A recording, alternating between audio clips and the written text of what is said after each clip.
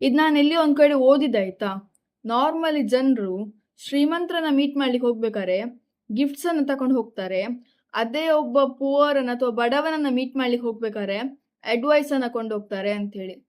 Correct ಅಲ್ವಾ? So ಯಾರನ್ನಾರೊಬ್ಬ ಶ್ರೀಮಂತರನ್ನ meet ಮಾಡ್ಲಿಕ್ಕೆ ಹೋಗ್ಬೇಕಾದ್ರೆ ನಮ್ಮ ಒಂದು ಗೌರವ, ನಮ್ಮ ಪ್ರೆಸ್ಟೀಜ್ ಅಂತ ಹೇಳ್ಕೊಂಡು ಗಿಫ್ಟ್ಸ್ ಅನ್ನ ಕೊಂಡೋಗ್ತಾರೆ. ಸೊ ನಾವು ಅವರೆದುರು ಕಮ್ಮಿ ಅಂತ ತೋರಿಸಬಾರ್ದು, ನಾವು ಚಿಕ್ಕವರಾಗಬಾರ್ದು ಅಂತ ಹೇಳಿ ಗಿಫ್ಟ್ಸ್ ಅನ್ನ ಕೊಂಡೋಗ್ತಾರೆ. ಅದೇ ಯಾರಾದ್ರೂ ನಮ್ಗಿಂತ ಕೆಳಗೆ ಅಂದ್ರೆ ಪುವರ್ ಅಥವಾ ಪಾಪದವರು ಅಂತ ಹೇಳ್ಬೇಕಾದ್ರೆ ಜನರ ಹತ್ರ ಅಡ್ವೈಸ್‌ಗೆ ಏನು ಕಮ್ಮಿ ಇರುದಿಲ್ಲ. ನೀನು ಹಾಗೆ ಮಾಡಬಾರ್ದಿತ್ತು, ಹೀಗೆ ಮಾಡಬೇಕಿತ್ತು, ಹೀಗೆ ಮಾಡಿದ್ರೆ ಗ್ರೋ ಆಗ್ತಿ, ಅದು ಮಾಡು, ಇದು ಮಾಡು ಅಂತ ಹೇಳಿ ಅಡ್ವೈಸ್ ಕೊಡ್ತಾ ಹೋಗ್ತಾರೆ. ಅವ್ರ ಲೈಫಲ್ಲಿ ಸಕ್ಸಸ್ ಆಗಿದಾರಾ ಇಲ್ವಾ? ಅವ್ರ ಲೈಫಲ್ಲಿ ಏನಾದ್ರು ಸಾಧನೆ ಮಾಡಿದಾರಾ ಇಲ್ವಾ? ಅವ್ರು ಎಷ್ಟು ಜನರಿಗೆ ಇನ್ಸ್ಪಿರೇಷನ್ ಆಗಿದ್ದಾರೆ ಅದ್ಯಾವುದು ಮ್ಯಾಟರ್ ಆಗಲ್ಲ. ಬಟ್ ಅವ್ರಿಗಿಂತ ಕೆಳಗೆಯಾ? ಅವ್ರಿಗಿಂತ ಪುವರಾ? ಅವ್ರಿಗಿಂತ ಬಡವ ಅಂತ ಹೇಳಿದ ಕೂಡ್ಲೆ ಇನ್ಸ್ಪಿರೇಷನ್ ಟಾಕ್ಸ್, ಅಡ್ವೈಸ್ ಎಲ್ಲ ಹೊರಗೆ ಬರ್ತದೆ. ಕರೆಕ್ಟ್ ಅಲ್ವಾ? ನಿಮ್ಗೇನ್ ಅನ್ಸ್ತದೆ?